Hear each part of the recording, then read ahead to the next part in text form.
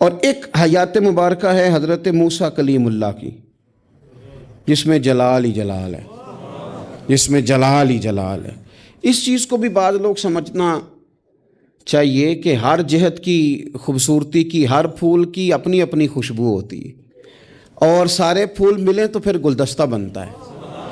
تو اس لیے حضرت موسیٰ علیہ السلام کی حیات مبارکہ میں جلال ہی جلال ہے، لیکن رسول کریم صلی اللہ علیہ وسلم کی حیات نور آپ دیکھیں گے تو حضور نے تلوار اٹھائی میدان میں، حالات کچھ اور طرح کے تھے، تو جناب ابو سفیان رضی اللہ تعالیٰ عنہ کہتے میں نے کہا حضور تھوڑا سا پیچھے ہٹا جائے، معاملات کو دیکھا جائے۔ فرمایا نہیں بھائی، میں نبی ہوں، بات یہ بھی سچی ہے، اور میں عبد المطلب کا پوتا ہوں، بات یہ بھی سچی ہے۔ اب پیچھے نہیں ہٹنا، اب آگے چلنا۔ ایک معاملہ یہاں ہے، اور ایک معاملہ مقام حدیبیہ پہ ہے۔ حضور نے خود فرمایا کہ ہم عمرہ کے لیے جا رہے ہیں، لیکن جب وہاں حالات کا رخ کچھ اور دیکھا، اور حضرت عمر جیسے لوگ کھڑے ہو کے کہہ رہے تھے کہ یا رسول اللہ ہم کیوں دب کے صلح کریں، آپ بھی سچے، قرآن بھی سچا، اسلام بھی سچا، تو نبی کریم علیہ السلام نے فرمایا عمر میں اللہ کا رسول ہوں، میں مرضی سے نہیں بولتا، میں وہی کہتا ہوں جس کا میرا رب مجھے حکم ارشاد فرماتا ہے۔ تم اس کو دبی ہوئی صلح نہ سمجھو، تم اسے فتح مبین ہی سمجھو۔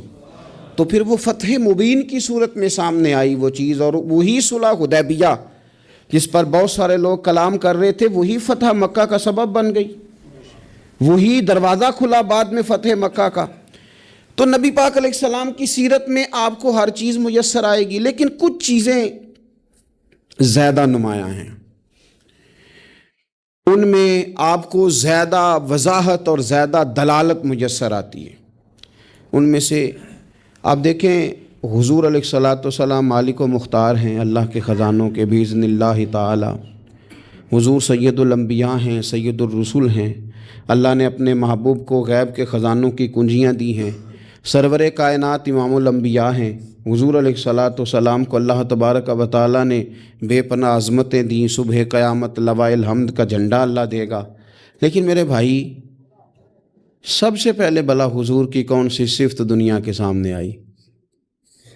سب سے پہلے جس نام سے لوگوں نے نبی پاک کو جانا وہ کہ حضور کا صادق اور امین ہونا، کہ حضور سچے بڑے ہیں۔ نبی پاک صلی اللہ علیہ وسلم، ان کی زبان نور سے کبھی کوئی کلمہ ایسا جو خلاف واقعہ ہو نکلا؟ حضور سچے ہیں، حضور سچے ہیں، نبی پاک نے جو کہہ دیا سو کہہ دیا، حضور اپنے وعدوں کے پکے ہیں، رسول پاک بات کے یہ سب سے پہلے صادق اور امین ہونا نبی پاک کا۔ میرے نبی پاک صلی اللہ تعالیٰ علیہ وآلہ وسلم کی صداقت کا، حضور علیہ السلام کی زبان کی صفائی کا یہ عالم تھا کہ جب مسلمان نجاشی بادشاہ کے پاس پہنچ گئے، پہلی ہجرت جو ہجرت حبشہ کے نام سے موسوم ہے وہ ہجرت ہوئی۔ حضور سید عالم صلی اللہ علیہ وسلم کے غلام وہاں پہنچے تو انہوں نے وہاں شکایات بھیجیں، اور جب شکایات وہاں پہنچ گئیں تو نجاشی جو تھا وہ کہتا میں جذباتی فیصلے نہیں کرتا، میں ایسے ہی تم آ گئے ہو، تم نے شکایت کر دیا ہے کہ مسلمانوں فتنہ فساد معاذ اللہ پھیلا کے تمہارے پاس آ گئے، میں پہلے تحقیق کروں گا بات کیا ہے۔ اس نے آن کر کے معلومات کی، کہنے لگا کوئی بندہ تلاش کرو، کوئی عرب کا بڑا آدمی وزادار سردار بندہ یہاں تمہیں نظر آئے تو وہ بندہ ذرا لے کے آؤ، اس سے میں نے کلام کرنا ہے، کوئی وزادار آدمی۔ ابو سفیان ابھی مسلمان نہیں ہوئے تھے، حضور کے چچا، وہ ان دنوں حبشہ گئے ہوئے تھے تجارت کی غرض سے۔ لوگ انہیں پکڑ کے نجاشی کے پاس لے آئے تو نجاشی نے سوالات کیے بہت سارے۔ دو چیزیں ہوتی ہیں، ایک بندہ جب کسی کی حمایت میں ہوتا ہے تو پھر بھی سوچ سمجھ سے عاری ہوتا ہے۔ کیوں؟ اس لیے کہ نبی پاک صلی اللہ علیہ وسلم نے فرمایا محبت آدمی کو اندھا بہرا گونگا کر دیتی ہے، اس وقت بھی وہ عاری ہوتا ہے، اور جب کسی کی مخالفت میں ہوتا ہے تو اس وقت بھی سوچ سمجھ سے عاری ہوتا ہے، اس وقت بھی اسے صحیح بات بھی غلط محسوس ہو رہی ہوتی۔ اب یہ مخالفت میں تھے تو کہتے ہیں حضور سید عالم علیہ السلام کے بارے میں جب سوالات پوچھے گئے، سوالات کیے گئے، اور ابو سفیان کہتے ہیں میں چونکہ مخالف تھا تو میں نے اسی انداز میں ایک کہانی رٹی رٹائی انہوں نے یاد کی ہوئی تھی، وہ رٹی رٹائی کہانی ہر جگہ یہ سنایا کرتے تھے، دیکھو جی جس پہ ہمارا ابا تھا، جس مذہب پہ، اس کو وہ کہتے گمراہ تھا، وہ جی ہمارے دادا کو کہتے ہیں وہ گمراہ تھا، وہ جی ہمارے نانا کو کہتے ہیں بت پرست تھا تو گمراہ تھا، وہ جی انہوں نے ایک بھائی مسلمان کر لیا ہے، دوسرا کافر ہے، گھروں میں لڑائی پیدا کر دی. یہ رٹی رٹائی کہانیاں. پھر وہ کہتے تھے دیکھو جی معاذ اللہ جادوگر ہیں، کچھ پڑھ کے پھونکتے ہیں، وہ جی شاعر ہیں، بات ایسی سناتے ہیں کہ اپنے قبضے میں لے لیتے ہیں. یہ ساری کہانی انہوں نے یاد کی تھی. ابو سفیان کہتے ہیں میں نے وہاں ساری سنائی. اب نجاشی نے بھی سوالات پوچھے، کہنے لگے ان کے ماننے والے امیر ہیں کہ غریب ہیں؟ تو میں نے کہا ماڑے ماڑے لوگ. کہنے لگے نبیوں پر پہلے ایمان ہی غریب لوگ لایا کرتے ہیں.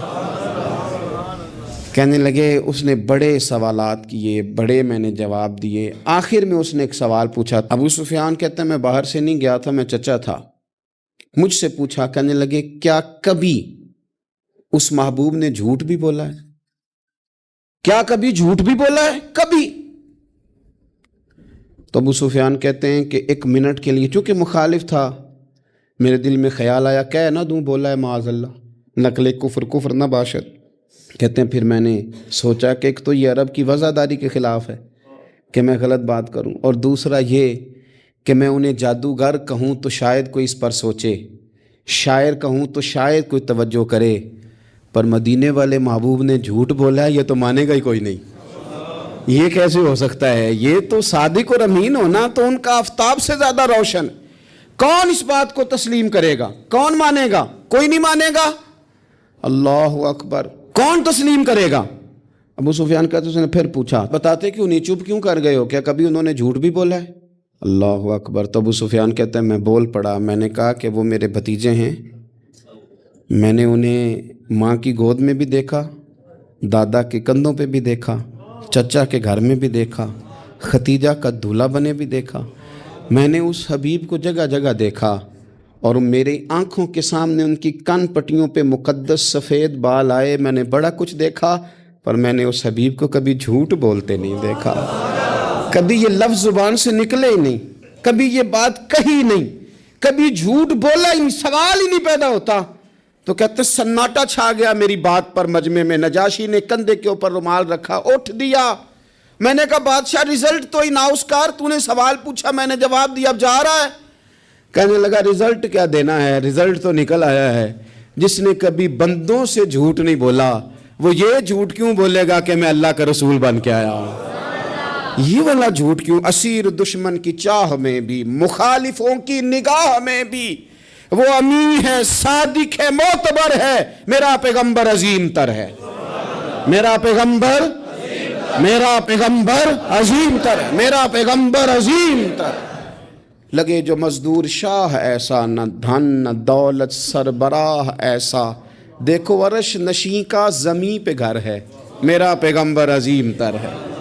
عرش نشیں کا زمیں پہ گھر ہے، میرا پیغمبر عظیم تر ہے. میرے عزیز رسول پاک علیہ السلام کا سچا ہونا، دیانتدار ہونا، یعنی مخالف بھی جس بات کو کہے کہ ہاں یہ بات ٹھیک ہے، کہ ان کی زبان سے کبھی بات غلط نہیں نکلی، لیکن دروغ گوئی، جھوٹ، اور دنیا کے سامنے جھوٹ، اور قومی معاملات میں جھوٹ، اور جتنا دل کرے کھل کے جھوٹ، یہ رویے جب قوموں کے ہو جائیں میرے عزیز. ایک حضور سید عالم صلی اللہ علیہ وسلم کی صداقتیں، اور پھر میں ایک مقام پہ پہلے بھی میں نے عرض کیا تھا، پھر کہتا ہوں، حضور سید عالم صلی اللہ تعالیٰ علیہ وسلم نے فرمایا تھا یہ جو جھوٹ ہوتا ہے یہ شک پیدا کرتا ہے، اور یہ سچ جو ہوتا ہے یہ اطمینان پیدا کرتا ہے. آپ زندگی میں تھوڑے وعدے کر لیں، تھوڑی باتیں کر لیں، پر جتنی کریں. میں عوام سے بھی کہتا ہوں، بیوی نہیں اعتبار کر رہی ہوتی، وہ کہتے ہیں تو جھوٹ ہی بڑے بولتا ہے. ایک دوست مجھ سے کہنے لگے کہ آپ اماں سے کہہ دیں کہ میں اس دفعہ عمرے پہ ضرور بھیجوں گا، وہ آپ کی بات مان جائے گی. میں نے کہا اماں ابا کو راضی کرنے میں 7-8 منٹ لگ جاتے ہیں، پر اماں تو 1.5-2 منٹ میں راضی ہو جاتی، تو آپ کی اماں نہیں راضی ہو رہی. کہنے لگے پہلے کئی دفعہ کہہ چکا ہوں نا عمرے پہ بھیجوں گا، تو بھیج نہیں سکا، تو لہٰذا وہ اب کہتی ہے تو جھوٹ بولتا ہے، تو نے کوئی نہیں بھیجنا، تو فراڈ کرتا ہے. ہمارے ہاں مسئلہ مال و دولت کا نہیں، عدم اعتماد کا ہے. اور جب عدم اعتماد اس حد تک پہنچ جائے کہ مائیں بھی اعتبار کرنا چھوڑ جائیں، تو وہ قومیں کیا کردار ادا کریں گی، اور کیا وہ سوسائٹی میں خیر تقسیم کریں گی. تو سچی بات نبی پاک علیہ السلام نے فرمایا بندہ جھوٹ بولتا ہے، اور اتنے جھوٹ بولتا ہے کہ وہ رب کی بارگاہ میں جھوٹا لکھ دیا جاتا ہے. اور پھر اس کے لیے جہنم کا فیصلہ ہو جاتا ہے. اور کچھ بندے سچ کی کوشش کرتے ہیں, اتنی کوشش کرتے ہیں کہ اللہ کی بارگاہ میں سچے لکھ دیے جاتے ہیں, اللہ کے حضور وہ سچے لکھ دیے جاتے ہیں, اور فرمایا یہ سچ ہی انہیں جنت میں لے جائے گا. دوسری بات جو حضور کی سیرت مبارکہ میں ہمیں بہت زیادہ نظر آتی ہے وہ ہے عہد کی پابندی, وعدوں کی پابندی. جو کہہ لیا سو کہہ لیا.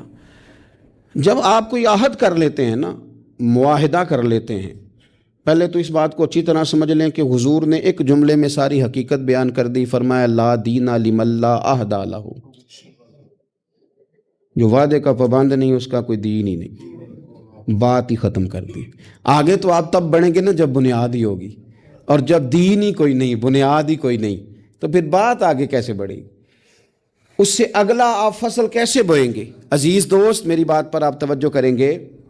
نبی پاک صلی اللہ علیہ وسلم نے جب عہد کیے تو پھر حضور نے ان عہد کی پابندی کی. اور اس طرح کے بعض اوقات عقل انسانی کھڑی ہو جاتی ہے کہ اس طرح بھی وعدے کی پابندی ہوتی ہے. یعنی بندہ چکرا جاتا ہے کہ یوں بھی ہوتا ہے. آپ غور کریں نا, ایک صحابی کہتے ہیں میں نے اعلان نبوت سے پہلے حضور سے کچھ چیز خریدی, اور میں نے عرض کی حضور آپ یہاں رکے, میں پیسے لے کے آیا. آپ کتنا کو کسی کا انتظار کر سکتے ہیں؟ میں نے دیکھا ہے 2-4 منٹ امام صاحب لیٹ ہو جائیں تو لوگ اعتراض کرتے ہیں, کہتے ہیں یہ آتا نہیں, لہذا ہم نے بندہ بدلنا ہے, چھٹی دے دو اس کو. کتنا کو آخر؟ میرے عزیز وہ شخص کہتے ہیں, صحابی فرماتے ہیں کہ میں نے نہ کوئی چیز اعلان نبوت سے پہلے خریدی. عرض کی یا رسول اللہ صلی اللہ علیہ وسلم آپ یہاں رکیں تو میں پیسے لے کے آیا. کہتے ہیں میں گیا اور گھر جا کے بھول گیا کہ حضور کو کھڑا کر آیا ہوں. 1 گھنٹہ بھولے آپ, 4 گھنٹے بھولے, 1 دن بھولے. کہتے مجھے 3 دن تک یاد ہی نہیں آیا. میں نے کہہ دیا آپ نے سن لیا, کبھی سوچو 3 دن انتظار کوئی آسان کام ہے؟ الانتظار اشد من القتل. اہل عرب کہتے ہیں قتل ہوتی اتنی تکلیف نہیں ہوتی جتنی انتظار کرتے ہوئے ہوتی ہے, یہ تو موت سے سخت بات ہوتی. کہتے 3 دن مجھے یاد ہی نہ آیا. 3 دن کے بعد مجھے یاد آیا تو میں جلدی سے وہ پیسے تھامے اور اس جگہ پہنچا. جا کے دیکھا تو حضور وہیں کھڑے تھے جہاں میں کھڑا کر آیا. وہ تیری سیرت تیری صورت زمانے سے نرالی ہے, تیری ہر ایک ادا پیارے ادائے بے مثالی. حضور وہیں کھڑے تھے, وہیں جلوہ فراز تھے. کہتے ہیں مجھے دیکھ کے حضور نے چہرے پر کوئی بل نہیں ڈالا, کوئی حضور کے شکن نہیں آئی. فرمانے لگے تم نے مجھے بڑی تکلیف میں ڈال دیا, تم کھڑا کر گئے تھے, میں یہیں پہ کھڑا ہوں, اسی وقت سے کھڑا ہوں.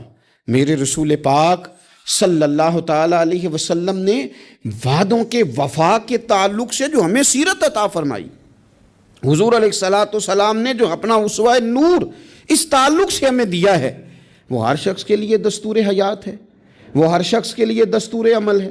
ہر شخص کو چاہیے کہ وہ ان زاویوں میں اپنے آپ کو ڈھونڈے, تلاش کرے. بڑی تکلیف ہوتی ہے عوامی سطح پر بھی جب ایسی باتیں سننے کو ملتی ہیں کہ نہیں جی نہیں وہ تو سیاسی بات تھی. سیاسی بات کیا ہوتی ہے؟ جھوٹ.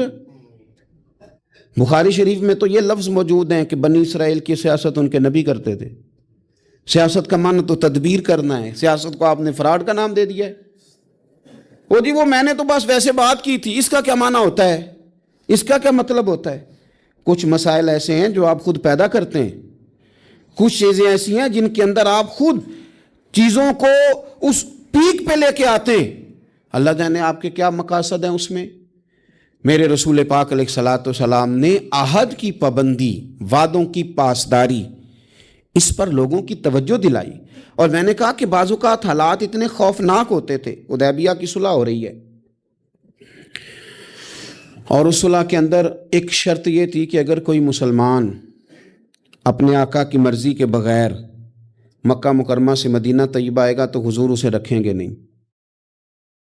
اگر کوئی شخص مدینے سے مکہ جائے گا تو مکے والے واپس نہیں کریں گے. اور بخاری شریف میں موجود ہے کہ اسی شرط پر جناب عمر فاروق پریشان ہوئے کہ ہم تو دب کے صلح کر رہے ہیں, صلح تو برابری کی بنیاد پر ہوتی ہے. یہ کیا بات ہوئی کہ ہمارا بندہ جائے تو واپس نہ کرے, ان کا ہے تو ہم واپس کریں. لیکن حضور نے فرمایا میں اللہ کا رسول ہوں عمر, میں اللہ کا, جو میں دیکھ رہا ہوں وہ تم سمجھ نہیں رہے، میں رب کا رسول ہوں۔ اور حضرت عمر کہتے ہیں یہ پہلے میں نے حضور سے بات کی، پھر حضرت ابو بکر سے بات کی، پر قربان جاؤں جو جواب مجھے حضور نے دیا وہی جناب صدیق اکبر نے دیا۔ کہو عمر وہ اللہ کے رسول ہیں، وہ جو کہتے ہیں حق اور سچ ہی کہتے ہیں۔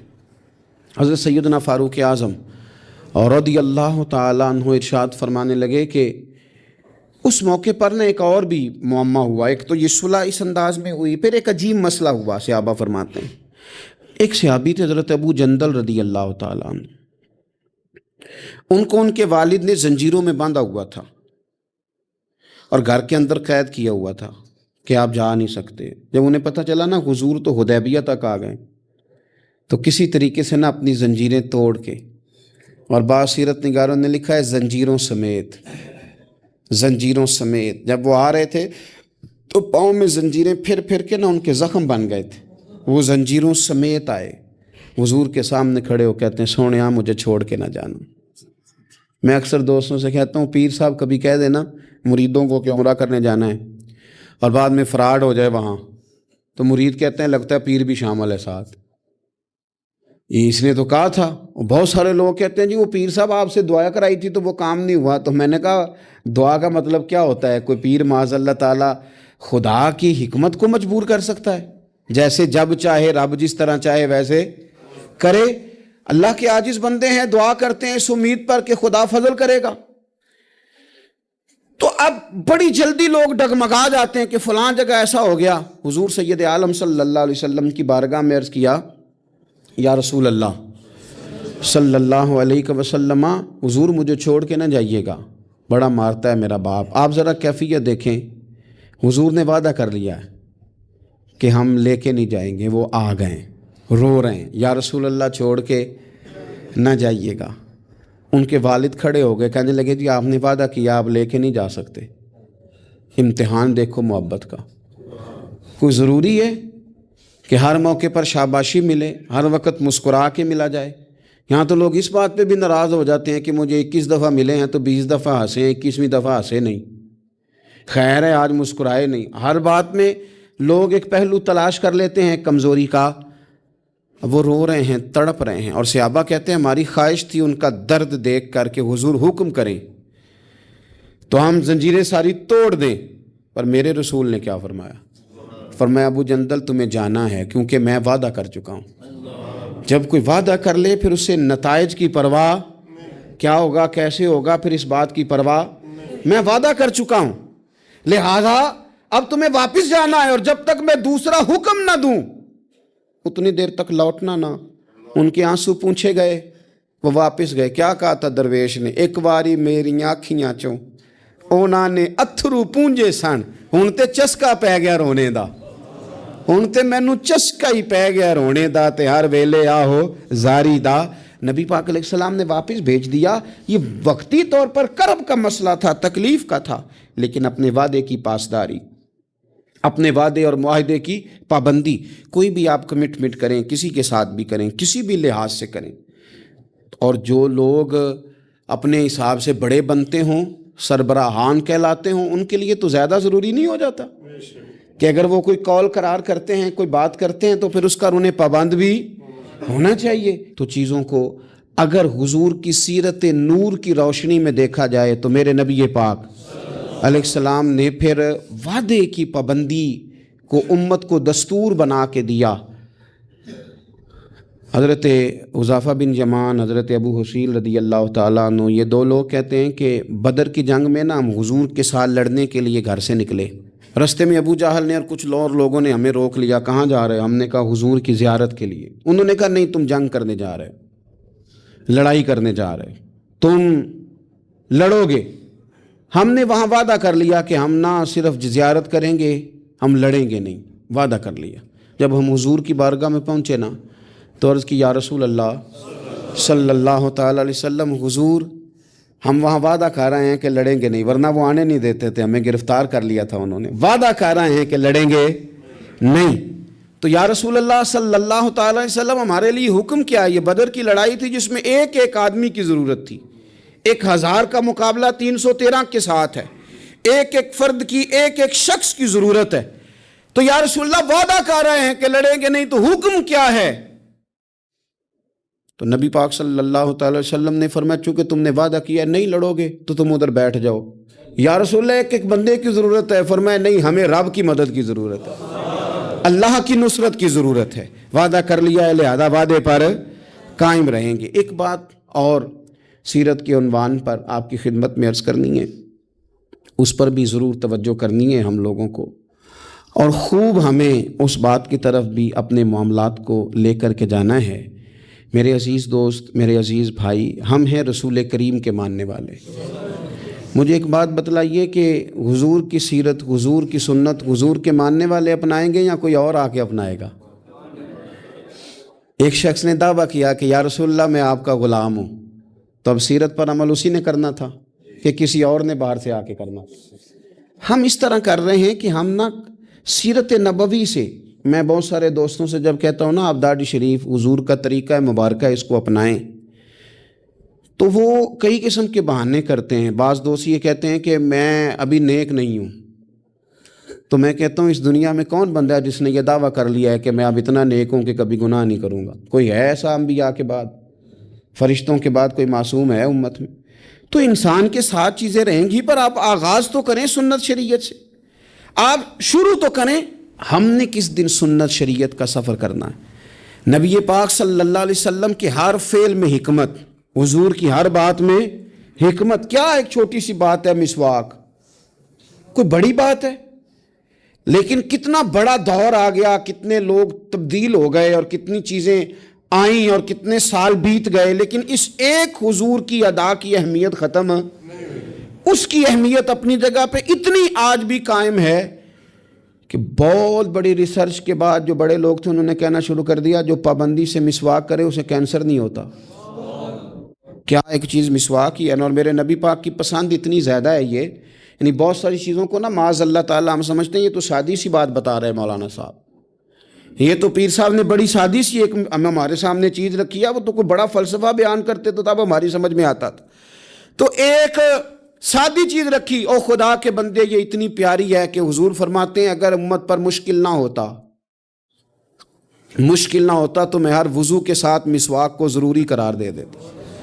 اس کے حسن کو آپ ملاحظہ کریں اس سنت کے کہ حضرت عائشہ صدیقہ رضی اللہ تعالی عنہ ارشاد فرماتی ہیں کہ وقت وصال، اور اس خاتون کی بھی عظمتیں دیکھیں، کہتی ہیں حضور نے وقت وصال میری گود میں سر رکھا ہوا ہے، میری گود میں سر تھا نبی پاک کا، اور کہتے ہیں میرے بھائی سامنے سے گزرے تو وہ مسواک کر رہے تھے، ان کے ہاتھ میں مسواک تھی، تو حضور سید عالم صلی اللہ تعالی علیہ وسلم نے اس طرف رغبت فرمائی، تو میں سمجھ گئی حضور مسواک کرنا چاہ رہے ہیں۔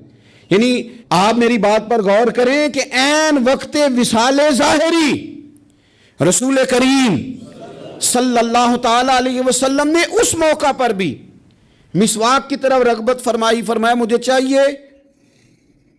میرے نبی پاک صلی اللہ علیہ وسلم کی پیاری زوجہ کہتی ہیں کریم محبوب کو میں نے مسواک پکڑی ان سے، اور پھر میں نے اپنے دانتوں سے چبائی اور اس کو نرم کر کے حضور کی بارگاہ عالی مرتبت میں پیش کیا۔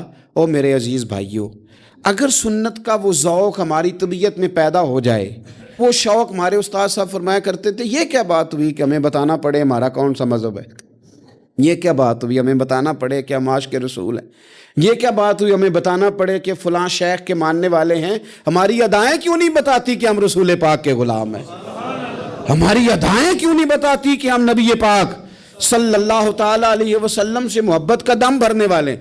تو رسول پاک صلی اللہ تعالی علیہ وسلم کی سیرت نور۔ اور میں آپ کو ایک اور بات بھی عرض کروں، ہم نے بہت بڑی غلطی کی کہ ہم حضور کی سیرت تک پہنچنے میں کامیاب نہیں ہوئے، ہم نے بڑی باتیں سنی، بڑا کچھ ہم نے اپنی زندگی میں پڑھا۔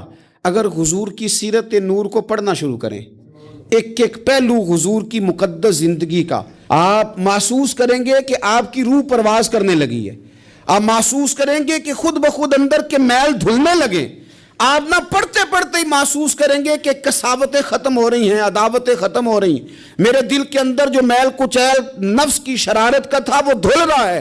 رسول پاک کے جتنا کوئی قریب جاتا ہے اتنا وہ رب کے قریب ہو جاتا ہے، اتنا وہ اللہ کے قریب ہو جاتا ہے۔ آپ سیرت مبارکہ سے فیوز و برکات لیں، اپنے گھروں میں حضور کی سیرت نور کا پیغام لائیں، اور یہ جو 2-3 گزارشات میں نے آپ کی خدمت میں شروع میں عرض کی ہیں، ان پر توجہ کریں۔ ہمیں کچھ پہلو ایسے ہیں زندگی میں جن کو ہمیں پوری طرح سمجھ جانا چاہیے، اور کسی بھی فورم پر اللہ ہمیں موقع دے، کوئی بھی فورم ہو، تو احقاق حق اپنی زندگی کا وتیرہ بنایا جائے۔ جو لوگ غافل ہوتے ہیں نا، وہ غیر ضروری کاموں میں مشغول ہو جاتے ہیں، بیکار کاموں میں لگ جاتے ہیں۔ مجھے اب کچھ لوگوں کے موبائل چلانے پہ رونا آنے لگا ہے۔ مجھے لگتا ہے یہ بڑا قیمتی آدمی ہے، یہ بچہ بڑا قیمتی ہے، بڑا ذہین ہے، بڑا خوبصورت ہے، اللہ نے اسے بڑا نوازا ہے، لیکن اس نے اپنا سارا کیریئر تباہ کر لیا ہے، سارا مستقبل داؤ پہ لگا لیا ہے۔ یہ غیر ضروری کاموں کے اندر مشغول ہو گیا ہے۔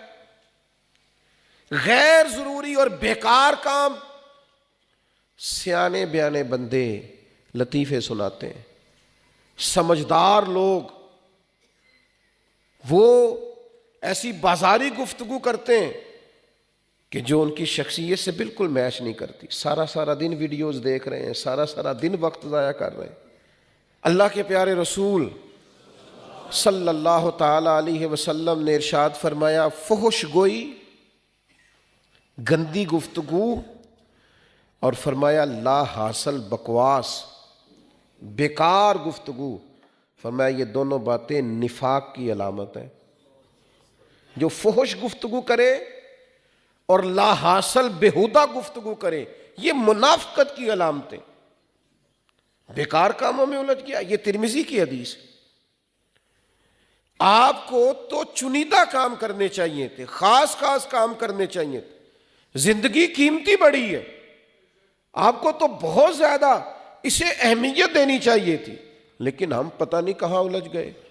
میں نے ایک حدیث پڑھی ہے، بہت ساری روایتیں جب ہم پڑھتے ہیں نا تو وہ سب سے پہلے تو ہمیں بڑا پریشان کر دیتی ہیں کہ یار یہ تو بڑا نازک مسئلہ ہے، اس سے ہم کس طرح کر کے گزریں گے۔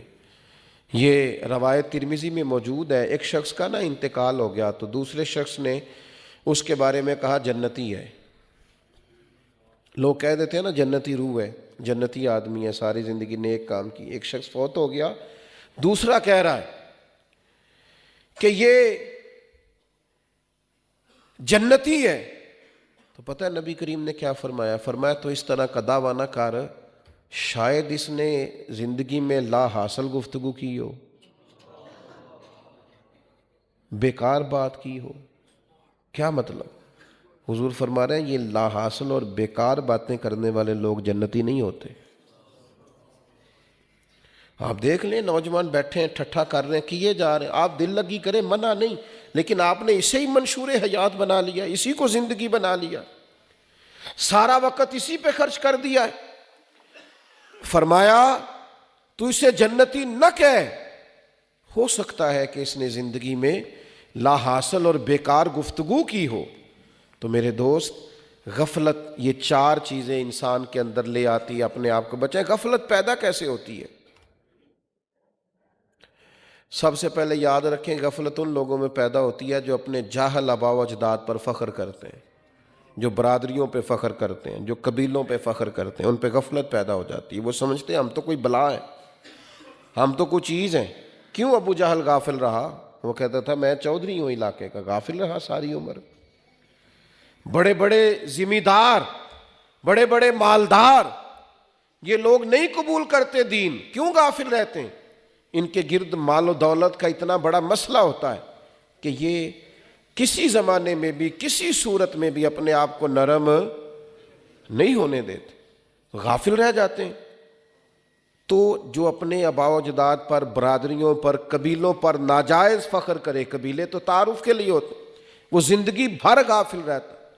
اور دوسرا، جو لوگ خواہشات نفس کی پیروی کرتے ہیں نا، آرائیت من اتخذ الہہ ہواہ، کیا محبوب آپ نے اس شخص کو نہیں دیکھا جس نے نفس کی خواہش کو خدا بنا لیا ہے؟ جو لوگ نفس کی خواہش کی پیروی کرتے ہیں وہ بھی غافل ہو جاتے ہیں۔ نفس تو بچے کی طرح ہے، ایک بات مانیں گے وہ دوسری کہے گا، دوسری مانیں گے وہ تیسری کہے گا، نفس کی پیروی نہیں کرنی، رسول خدا کی پیروی کرنی ہے، نبی کریم علیہ السلام کی پیروی کرنی ہے، قرآن و سنت کی پیروی کرنی، نفس کے پیچھے نہیں چلنا، اللہ رسول کے پیچھے چلنا۔ تو یاد رکھیے گا یہ خواہشات نفس بھی انسان کو بہت زیادہ غافل کر دیتی ہیں۔ ایک اور چیز بھی بندے کو بڑا غافل کرتی ہے، جو دنیا میں انہماک ہے نا، اب دنیا کمائیں، مال و دولت جمع کریں، منع نہیں، جائز مال جمع کرنا چاہیے۔ نبی پاک علیہ السلام اس بات کی تلقین فرماتے ہیں کہ اپنے بچوں کے لیے اگر کوئی کچھ جمع کرتا ہے تو منع نہیں ہے۔ ایک صحابی نے عرض کیا تھا، یا رسول اللہ صلی اللہ علیہ وسلم، میں سارا مال اللہ کے رستے میں دینا چاہتا ہوں۔ تو حضور فرمانے لگے، ہم نہیں چاہتے کہ تمہارے بچے پھر دوسروں کے آگے ہاتھ پھیلائیں، تم چوتھا حصہ دو، باقی اپنے بچوں کے لیے چھوڑو۔ ترکہ اپنے بچوں کے لیے کچھ نہ کچھ چھوڑنا، جمع کرنا منع نہیں، بلکہ سورہ یوسف آپ پڑھیں تو حضرت یوسف نے مصر میں کیا تھا، باقی لوگوں کے پاس غلہ نہیں تھا، حضرت یوسف علیہ السلام نے غلہ جمع کر لیا تھا۔ تو وہ جمع کرنے سے ہی فائدہ ہوا تھا، جمع کرنا منع، اس سے دل لگا لینا منع ہے۔ لوگوں کا نا پیسوں سے دل لگ جاتا ہے۔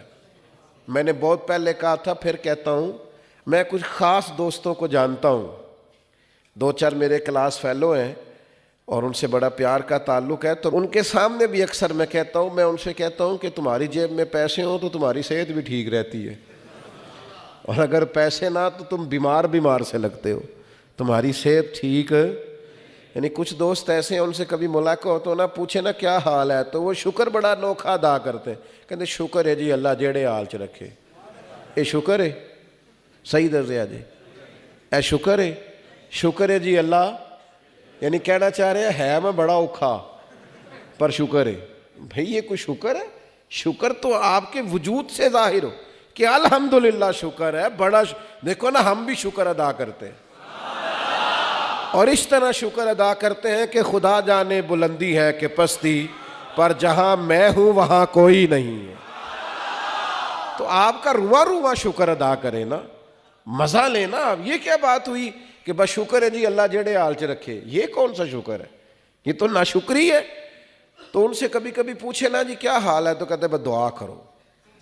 اے جدوں دا مہینہ چڑھیا ہے نا، دکان تے گاہک بھی کوئی نہیں چڑھیا، دعا کرو، بڑے پریشان، بڑی حالت خراب۔ تو میں کہتا ہوں چل کوئی بات نہیں، تھوڑا صبر کر، جن دنوں روز دکان پہ گاہک چڑھتے تھے تب تو نے کبھی نہیں کہا تھا کہ کوئی شکر کا طریقہ بتائیں، تو پریشان ہے۔ تو یہ کیا ہے؟ یہ دولت کی محبت ہے۔ دولت سے عشق نہیں کرنا، عشق تو اللہ رسول سے کرنا ہے، دولت سے پیار نہیں کرنا۔ وہ حضرت مجدد الفسانی رحمۃ اللہ علیہ ایک بڑی خوبصورت مثال دیتے ہیں، فرماتے کشتی دریا میں رہے تو تیرتی رہتی ہے، لیکن اگر دریا کا پانی کشتی میں آ جائے تو کشتی ڈوب جاتی ہے۔ فرماتے ہیں دولت جیب میں رہے تو ٹھیک ہے، دل میں آ جائے تو ڈبو دیتی ہے۔ اس سے دل میں نہیں رکھنا، جیب میں رکھو کوئی حرج نہیں، لیکن اس سے پیار کرنا، اس سے دل لگا اللہ نے کہا ہے نا قرآن مجید میں، فرمایا الہاکم التکاثر حتی زرتم المقابر، فرمایا تم لوگوں کو زیادہ سے زیادہ جمع کرنے نے غافل کر دیا، حتی زرتم المقابر، یہاں تک کہ تم قبروں میں چلے گئے لیکن پیسے جمع کرتے رہے، مرتے دم تک مال اکٹھا کیا، مرتے دم تک۔ حضور فرماتے ہیں انسان کہتا ہے مالی مالی مالی، میرا مال میرا مال میرا مال، فرمایا تیرے صرف 3 مال ہیں، ایک جو تو نے کھا لیا، ایک جو پہن کے بوسیدہ کر دیا، تیسرا جو اللہ کے رستے میں خرچ کر کے آخرت کے لیے ذخیرہ کر دیا، باقی تو وارثوں کا ہے۔ ہتھی بکی مٹی پاندے تے ہاتھ نہیں لاندے ڈر دے، وہ جنہ لے تو پاپ کمائے وہ کتھے نہیں تیرے کر دے۔ اب بتانا کدھر ہے وہ جن کے لیے تو جرم کرتا رہا؟ تو بھائی یاد رکھنا، مال کا پیار غافل کر دیتا ہے۔ اور مشکات میں حدیث ہے، اس کو کبھی آپ لکھ لیں تو بڑا مزہ دے۔ حضور فرماتے ہیں جو شخص بھی دنیا سے پیار کرتا ہے نا، وہ اپنی آخرت کو نقصان پہنچاتا ہے۔ جو بھی دنیا، کبھی کبھی نا ایک بات دیکھتا ہوں تو میں اس کا بڑا مزہ لیتا ہوں۔ حضرت مولا علی شیر خدا رضی اللہ تعالیٰ، یعنی حضرت علی شیر خدا کا نام لیں تو دل میں جذبہ پیدا ہوتا ہے.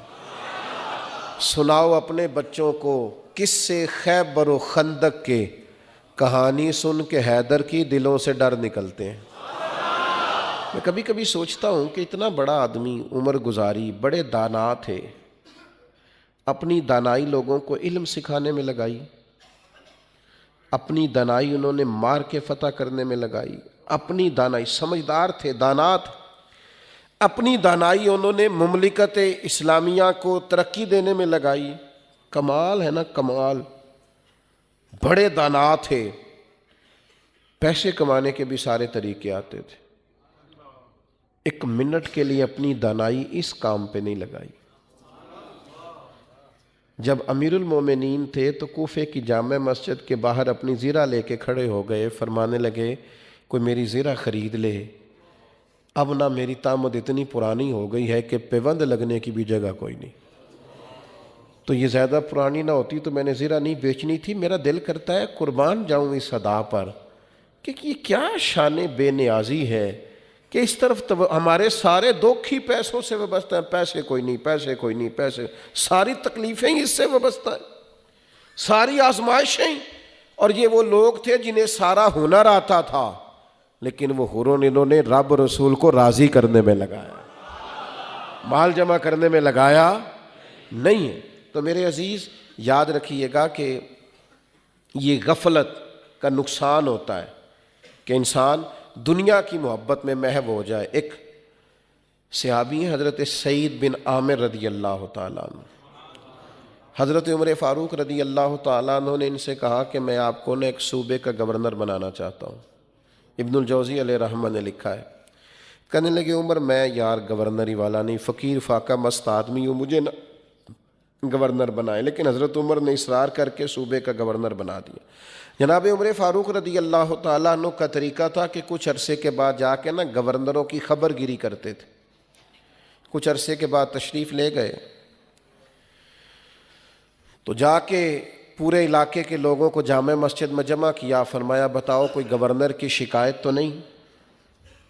انہوں نے کہا جی 4 شکایات ہیں گورنر صاحب کی.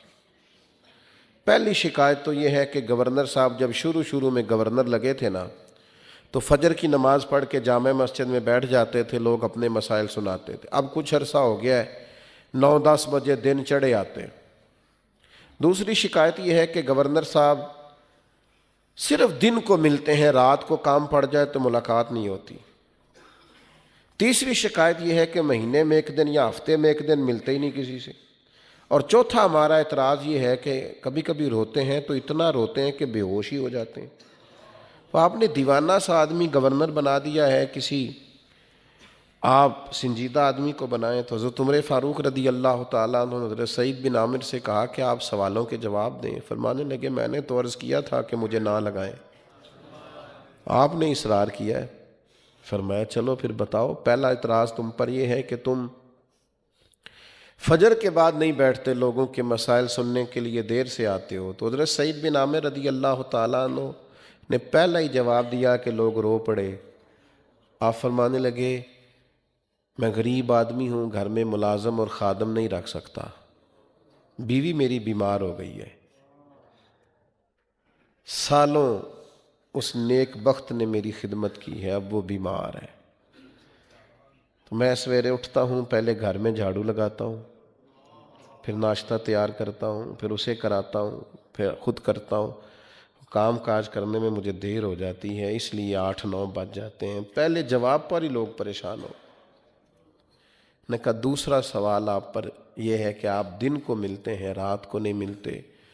تو حضرت سعید ابن عامر آنکھوں میں آنسو آ گئے. کہنے لگے میرا پردہ رہ جاتا تو اچھا تھا. عرض کرنے لگے امیر المومنین اب میری داڑھی سفید ہو رہی ہے، پھل پک رہا ہے. اب میں نے یوں کیا ہے کہ دن مخلوق کے لیے رکھ لیا ہے اور رات میں نے اپنے رب کے لیے رکھ لی. سجدے کرتا ہوں، معافیاں مانگتا ہوں، عرض کرتا ہوں، اسے مناتا ہوں. حضرت عمر فرمانے لگے تیسری بات یہ کہ آپ ہفتے میں یا مہینے میں ایک پورا دن نظر نہیں آتے. تو حضرت سعید بن عامر کہنے لگے حضور میرا پردہ رہ جاتا تو بڑی بات تھی، میں غریب آدمی ہوں، جوڑا ایک ہی ہے، میں اسے دھو کے خشک ہونے کو ڈال لیتا ہوں تو بیوی کے کپڑے پہن کے بیٹھا رہتا ہوں، یا اپنے جسم پر ہی ان کپڑوں کو پہنتا ہوں تو خشک نہیں ہوتے جب تک باہر نہیں آتا. تو حضور یہ میرا درد ہے جس کی وجہ سے میں ہفتے میں ایک دن نہیں آتا. فرمایا کبھی کبھی بے ہوش ہو جاتے ہو؟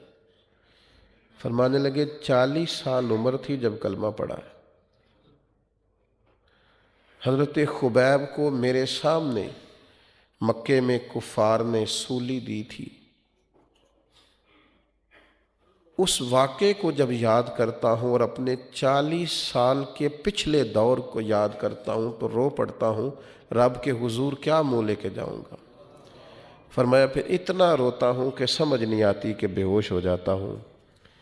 اب جب چاروں سوالوں کے جواب دے لیے تو جو اعتراض کرنے والے تھے وہ بھی اپنے آنسو پوچھ رہے تھے، وہ بھی چہرے چھپا رہے تھے. حضرت عمر رضی اللہ تعالیٰ عنہ سے حضرت سعید بن عامر کہنے لگے حضور مجرم سے جب وضاحت لے لی جائے، مدعی اور ملزم دونوں کی بات جب سن لی جائے تو فیصلہ بھی تو سنایا جاتا ہے، تو فیصلہ سنائے نا. تو حضرت عمر نے فیصلہ سنایا، دونوں ہاتھ بلند کر کے دعا کے لیے عرض کرنے لگے مالک مجھے اس طرح کے کچھ گورنر اور بھی عطا فرما. بیٹا غفلت نہیں، بھائی غفلت نہیں، دوست غفلت نہیں. ہم غافل ہیں، بیکار وقت گزرتا ہے. سارا پتہ ہے دنیا داری کا، کہاں سے لینا ہے، کہاں رکھنا ہے، کس کو خوش کرنا ہے، کس طرح. ہمیں دین کا بھی پتہ ہے، جان بوجھ کر غافل ہیں، جان بوجھ کر. اور غافل آدمی کا ایک اور بہت بڑا نقصان ہوتا ہے. جو غافل لوگ ہوتے ہیں ان میں لاؤبالی پن آ جاتا ہے، بچپنا آ جاتا ہے، جذباتی ہوتے ہیں، چڑچڑے ہو جاتے ہیں. غافل ہے نا. سنجیدگی بہت بڑی نعمت ہے. ایک بزرگ فرمایا کرتے تھے میں نے 70 سال کے بچے دیکھے اور میں نے 20 سال کے بزرگ دیکھے. حضرت اس کا کیا مطلب ہے؟ فرمایا بزرگی عمر سے نہیں ہوتی، بزرگی علم اور حکمت سے ہوتی.